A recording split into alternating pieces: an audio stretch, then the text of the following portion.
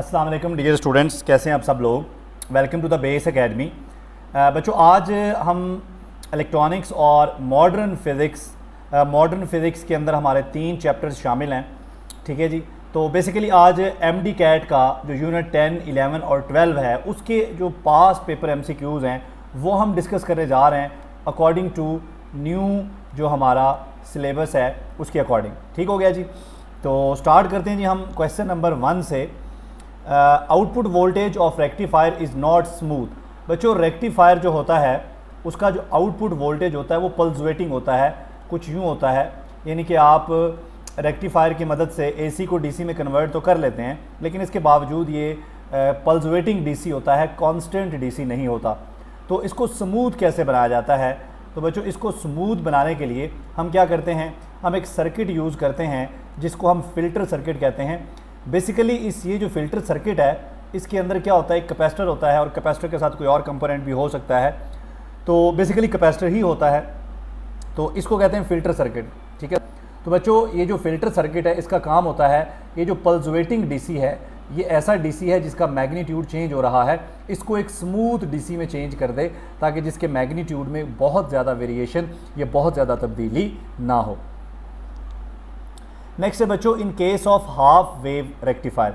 बच्चों, half wave rectifier के अंदर आपने देखा कि सिर्फ एक ही डायोड लगा होता है। ठीक है। यहाँ पर हम अपना AC इनपुट देते हैं और यहाँ पर हम अपना लोड रेजिस्टर के ऊपर हम अपना आउटपुट जो है वो यहाँ पर लेते हैं। ठीक है। तो बच्चों, हमारे AC के 2 साइकिल होते हैं, पॉजिटिव हाफ साइकिल और नेगेटिव हाफ साइकिल। जब नेगेटिव हाफ साइकिल आता है तो डायोड का ये वाला एंड जो है ये नेगेटिव हो जाता है इस with respect to this end. ठीक है। अब देखें, P टाइप जो है इसका पोटेंशियल नेगेटिव हो गया तो डायोड क्या हो जाएगा, रिवर्स बाइस हो जाएगा।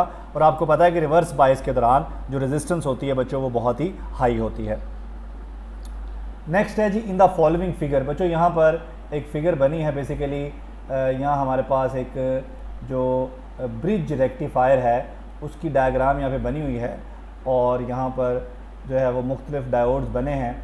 ठीक है। मैं पहले आपके सामने यहाँ पर डायोड्स को बनाता हूँ। ठीक है जी। तो यूँ करके ये हमारे डायोड्स जो हैं वो लगे हुए हैं, इस तरह से करके 4 डायोड्स जो हैं ये हमारे सर्किट के अंदर लगे हुए हैं, यूँ करके जी और यूँ करके। ठीक है। बच्चों, अब कहा गया है in the following figure what happens for positive half cycle. बच्चों, इन 2 एंड्स के दरमियान हम अपना AC कनेक्ट कर देते हैं। जब पॉजिटिव हाफ साइकिल आएगा हमारे AC का तो बच्चों ये वाला एंड जो है ये पॉजिटिव हो जाएगा with respect to this end. इन डायोड के नाम भी जो हमें दिए गए हैं D1 और ये है जी D2 और ये है जी D3 और ये है जी D4।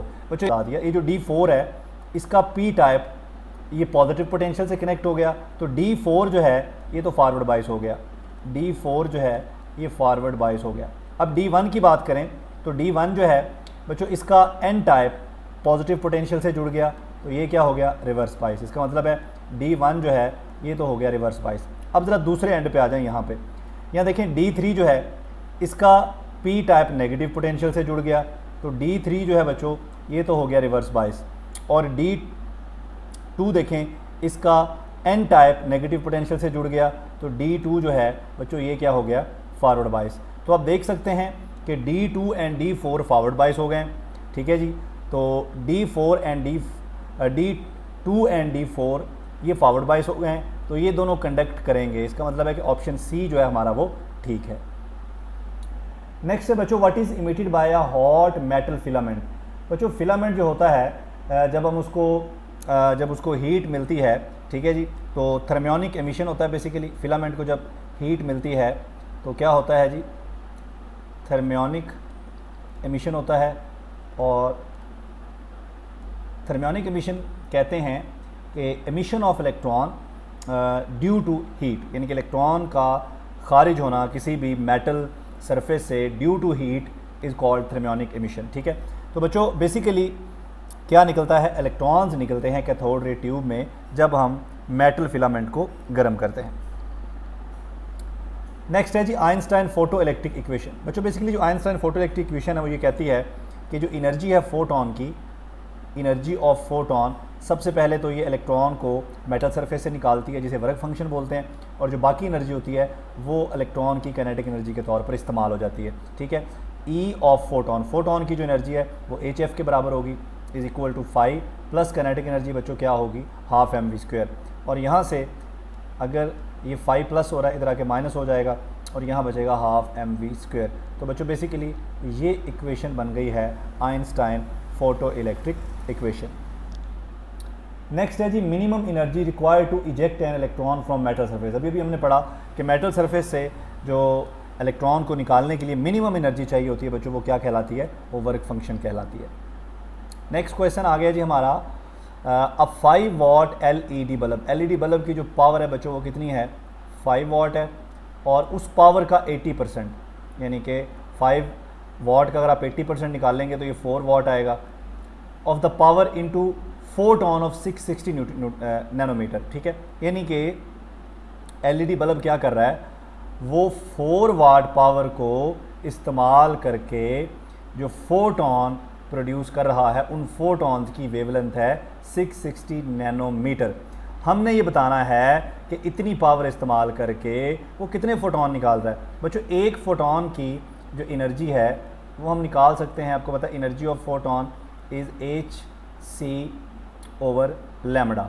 ठीक है, सो एच यहाँ पे 6.63 into 10 raise to the power -34 multiply by C जो है 3 into 10 raise to the power 8, और लैम्डा गिवन है 660 into 10 raise to the power -9 nanometre है, तो -9।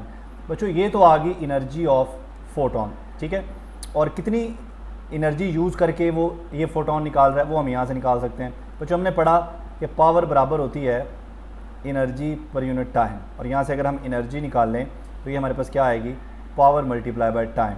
ठीक है, पावर बच्चों कितनी है 4 वाट, और मल्टीप्लाई बाय टाइम बच्चों कितना है 1 सेकेंड, तो ये बन जाएगी 4 जूल। ये एनर्जी आ गई हमारी बच्चों, किसकी आ गई ये एनर्जी हमारी आ गई है जी टोटल एनर्जी जितनी हमारा एलईडी बल्ब यूज़ कर रहा है। अब नंबर ऑफ़ फोटॉन्स जो हैं ये हम कैसे निकाल सकते हैं जी, number of photons is equal to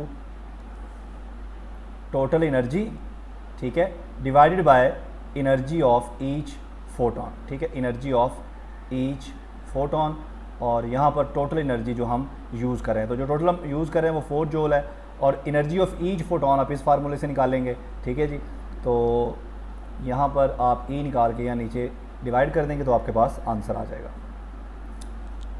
next है बच्चों calculate the frequency of photon. Photon की फ्रीक्वेंसी हमने निकालनी है, जबकि मोमेंटम जो है फोटॉन का वो गिवन है 4.42 into 10 raise to the power 6 newton second.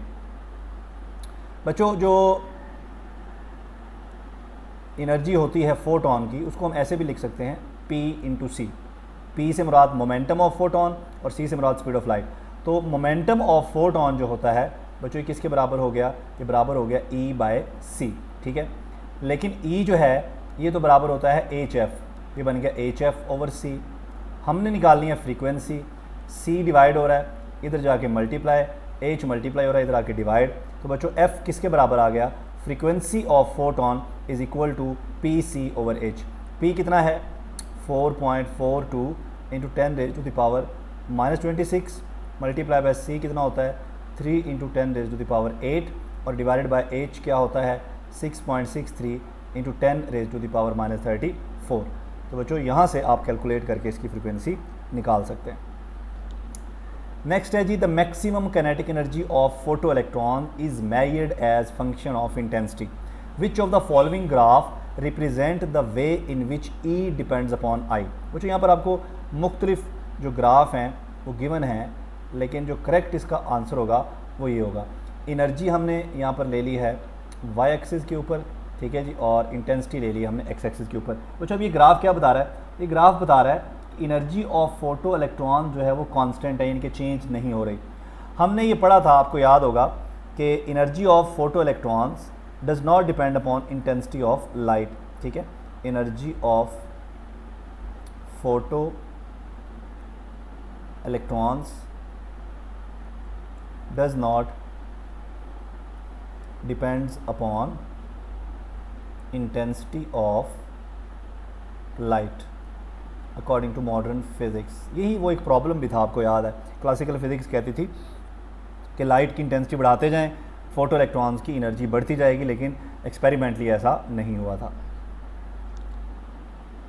Kinetic energy of electrons with which they strike the target is given by. बच्चों आपको पता है काइनेटिक एनर्जी जो होती है, हमने ये पढ़ा कि potential is equal to energy per unit charge. ठीक है, यहाँ से हम यूँ भी लिख सकते हैं W is equal to Q V. Q यानी कि चार्ज ऑन ईच इलेक्ट्रॉन, वो क्या होता है E के बराबर होता है, और ये V क्या है, पोटेंशियल। सो W से मुराद एनर्जी ही है, वर्क या एनर्जी का एक ही मतलब है, वर्क और एनर्जी में कोई फ़र्क नहीं है। सो एनर्जी ऑफ इलेक्ट्रॉन जो टारगेट से स्ट्राइक कर रहे हैं, क्योंकि इन इलेक्ट्रॉन को हम एक्सेलरेट कर रहे हैं with the help of V potential difference. ठीक है, तो एनर्जी किसके बराबर आएगी बच्चों, E V के। नेक्स्ट है in photoemission from metal light of wavelength lambda is replaced by lambda by 4। ठीक है बच्चों, हमने पढ़ा E is equal to H C by lambda और E prime is equal to H C by lambda prime. अब lambda prime यानी कि lambda को रिप्लेस कर दें लैम्बडा बाय 4 से, यानी कि लैम्बडा प्राइम जो है वो बेसिकली क्या है, lambda by 4। So E prime is equal to H c lambda by 4। बच्चों ये 4 ऊपर जाके मल्टीप्लाई हो जाएगा, ये बन जाएगा 4hc ओवर लैम्बडा। ठीक है, अब ये जो hc ओवर लैम्बडा है ये पहले वाली एनर्जी है। So new energy is equal to 4 times पहले वाली एनर्जी। ठीक है, इसका मतलब है कि एनर्जी जो है वो इंक्रीज़ करेगी 4 times. The value of and unit of Planck's constant. बच्चों प्लैंक्स कांस्टेंट की value 6.63 into 10 raise to the power -34 joule second. तो ये वाला पहला ऑप्शन ही ठीक है। नेक्स्ट बच्चों आ गया जी, calculate the energy of photon. Photon की एनर्जी निकालनी है, जबकि उसकी जो फ्रीक्वेंसी है that is 3 into 10 raise to the power 18। ठीक है बच्चों, तो हम इसको निकाल सकते हैं E is equal to h f. H भी आपको पता है फ्रीक्वेंसी गिवन है, एनर्जी निकालने कोई मसला नहीं। नेक्स्ट है बच्चों in pair production. Pair production के अंदर हम गैमा रे, ये भी इलेक्ट्रोमैग्नेटिक रेडिएशन है, और गैमा फोटोन जो है वो उसका ताल्लुक गैमा रेडिएशन के साथ है। इस तरह एक्सरे फोटॉन्स का ताल्लुक एक्सरे रेडिएशन के साथ है। अल्फ़ा पार्टिकल जो हैं या बीटा पार्टिकल्स ये इलेक्ट्रोमैग्नेटिक रेडिएशन का हिस्सा नहीं है। ठीक है, अल्फ़ा पार्टिकल्स जो हैं ये जो हैं वो इलेक्ट्रोमैग्नेटिक रेडिएशन का हिस्सा नहीं, इसलिए फोटोन तो हो ही नहीं सकते। और बीटा पार्टिकल चूँकि इलेक्ट्रॉन होते हैं इसलिए ये भी फोटोन नहीं हो सकते। तो फोटोन के लिए हमारे पास 2 ही ऑप्शन है यहाँ पर, गैमा का और एक्सरे का। तो गैमा की चूँकि पेयर प्रोडक्शन में हमें ज़्यादा एनर्जी रिक्वायर्ड होती है, इसलिए गैमा रे की एनर्जी जो है वो हमारे इलेक्ट्रोमैग्नेटिक स्पेक्ट्रम में सबसे ज़्यादा होती है। सो हम किसको इस्तेमाल करते हैं, हम गैमा रे को इस्तेमाल करते हैं। नेक्स्ट है बच्चों if a particle of mass, एक पार्टिकल का जो मैस है वो 5 ये ग्राम है, बेसिकली गलत लिखा गया है, mg लिखा गया 5 ग्राम। तो 5 ग्राम को अगर किलोग्राम में चेंज करना हो तो आप 5 को डिवाइड कर दें 1000 के साथ, तो ये आ जाएगा 5 into 10 raise to the power -3 kilogram. बच्चों ये मैस है और स्पीड जो है उसकी वो 8 मीटर पर सेकंड है। डी ब्रॉय वेवलेंथ उसकी निकालनी है, तो डी ब्रॉय वेवलेंथ आपको पता है किसके बराबर होती है, ये h ओवर p के बराबर होती है, और p मोमेंटम है जो कि mv के बराबर है। तो जो mv गिवन है, v भी गिवन है, h भी आपको पता है, वैल्यूज़ पुट करें और कैलकुलेट कर लें। नेक्स्ट है जी द मोमेंटम। मोमेंटम हमने निकालना है ऑफ अ वेव जिसकी वेवलेंथ हमें गिवन है 1.32 into 10 raise to the power -19। तो बच्चों हमने पढ़ा lambda is equal to h over p और p is equal to h over lambda. Lambda given है, यहाँ पर पुट करें और आपके पास p निकल आएगा। नेक्स्ट है बच्चों the D Broglie wavelength of electron. Electron के लिए डी ब्रॉय वेवलेंथ निकालनी है। बच्चों इलेक्ट्रॉन के लिए जो डी ब्रॉय वेवलेंथ है वो बराबर होगी h ओवर p, और p की जगह क्या आ जाएगा mv। तो wavelength of electron is equal to h over m। Mass of electron 9.1 into 10 raise to the power -31 और multiply by velocity 1 into 10 raise to speed या velocity 1 into 10 raise to the power 7। ठीक है, और h आपको पता है Planck's constant है, values put करें बच्चों और कैलकुलेट कर लें। नेक्स्ट है जी फॉर एटॉमिक हाइड्रोजन स्पेक्ट्रम। हमारा जो स्पेक्ट्रम है, ठीक है जी, उनमें से कौन सी सीरीज़ हैं जो विजिबल रीजन में लाई करती हैं। तो बच्चों ये बामर सीरीज़ हैं, जो विजिबल रीजन में लाई करती हैं। लाइमन जो है ये अल्ट्रावायलेट में लाई करती हैं। पास्चन और ब्रैकेट जो हैं ये दोनों IR में लाई करती हैं। ये विजिबल में लाई करती है और ये अल्ट्रावायलेट में लाई करती है, UV में लाई करती है। क्लियर हो गया बच्चों। इसके साथ ही हमारे आज के जो ये हमने 3 यूनिट 10, 11 और 12 जो हैं इनके MCQs डिस्कस कर लिए हैं इंशाल्लाह। इसके बाद हमारी लास्ट वीडियो बचेगी यूनिट नंबर 13 न्यूक्लियर फिजिक्स के जो MCQs हैं। तो मिलते हैं इंशाल्लाह नेक्स्ट। थैंक यू, अल्लाह हाफिज़।